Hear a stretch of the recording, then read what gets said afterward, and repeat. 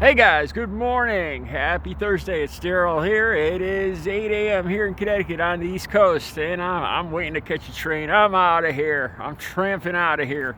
Got my hobo pack, and I'm just kidding.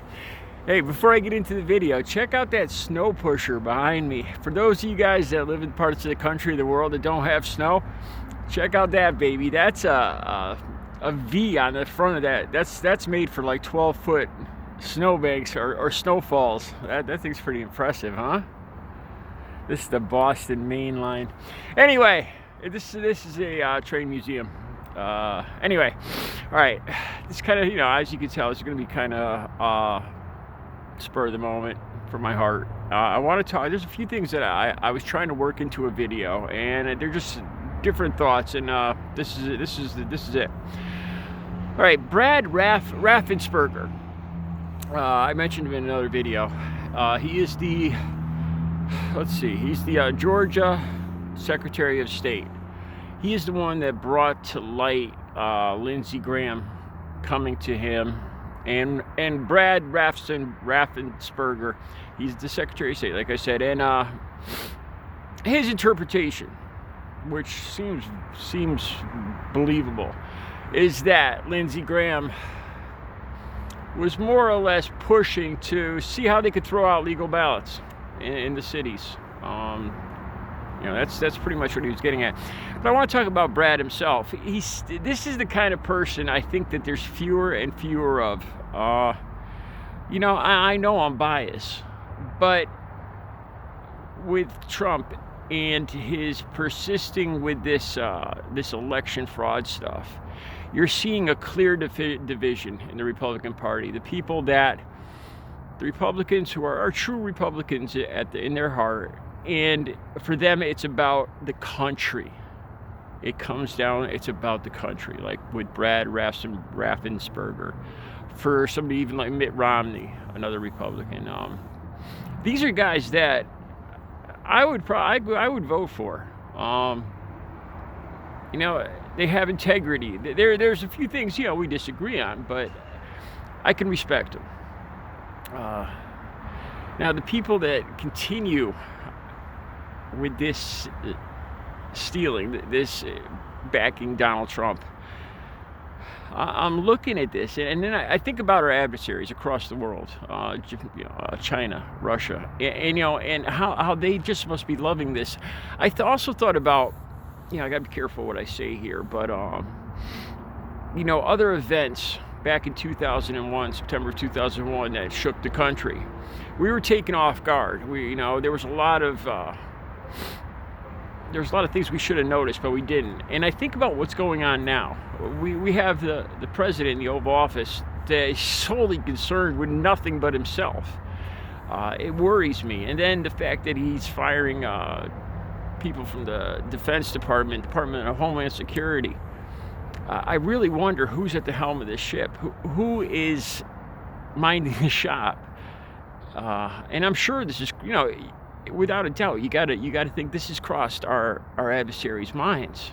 It must occur to them that this would be a prime time to, if they wanted to do anything evil, anything bad, this would be the time to do it. So the people that are still supporting Donald Trump, I don't want to have to bring up the COVID-19 thing again. I'm just waiting for Trump today. I'm waiting to see how long. It's probably going to be today. I figured it was just a matter of time before he starts tweeting now about Obama's book. So Obama's book has set records. The first day was 800,000 copies, I believe. And we all know how Donald Trump is caught up with numbers, and he has this size fixation, which we won't get into that, but it's pretty obvious what his issues are there. And I think it's just a matter of time. I'm willing to bet it'll be today, Thursday, that he'll start tweeting about how Obama's book is a failure. Oh, wait, Obama's book, he's probably gonna call it lies, and that, let me see, I bet you he'll say that Obama's 8 years were terrible, and that if it weren't for Donald J. Trump coming along and pulling the economy out of the crapper, then we'd all be screwed. That's probably, I'm guessing that's something along the lines, and he'll call it all lies. Talking about The Promised Land, the new book by Obama. I was looking up to see if Donald Trump actually authored any books. I couldn't even count how many books this guy has out. And again, I constantly hear Trump supporters talking about they have this thing with Obama writing books, like he's not supposed to write books or make money when he's a private citizen. I don't understand that. Like it's some kind of corrupt thing that he's writing books. But anyway, Trump has written, I can't even count how many. I was looking to see if he actually wrote any. From everything I could find, he hasn't written any. And you know what? It's pretty questionable if he's actually even read any books, period, never mind his own. And I'm serious about that. The man is obviously informationally challenged. Let's put it that way.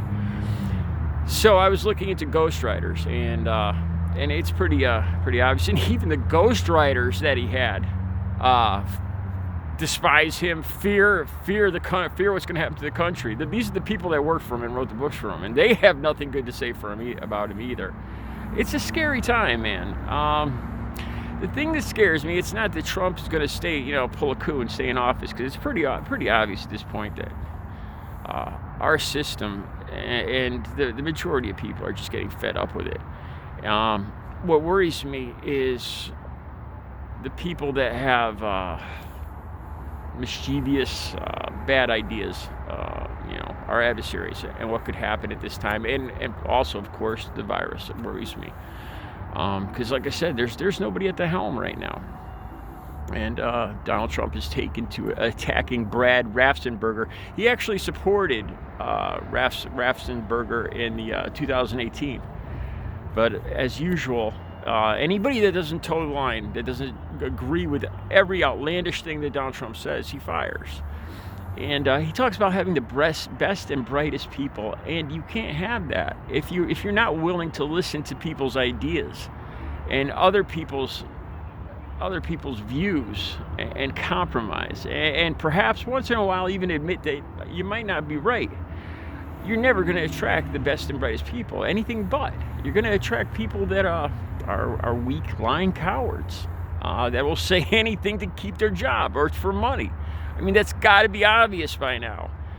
At this point, I don't understand the people that are still supporting Donald Trump.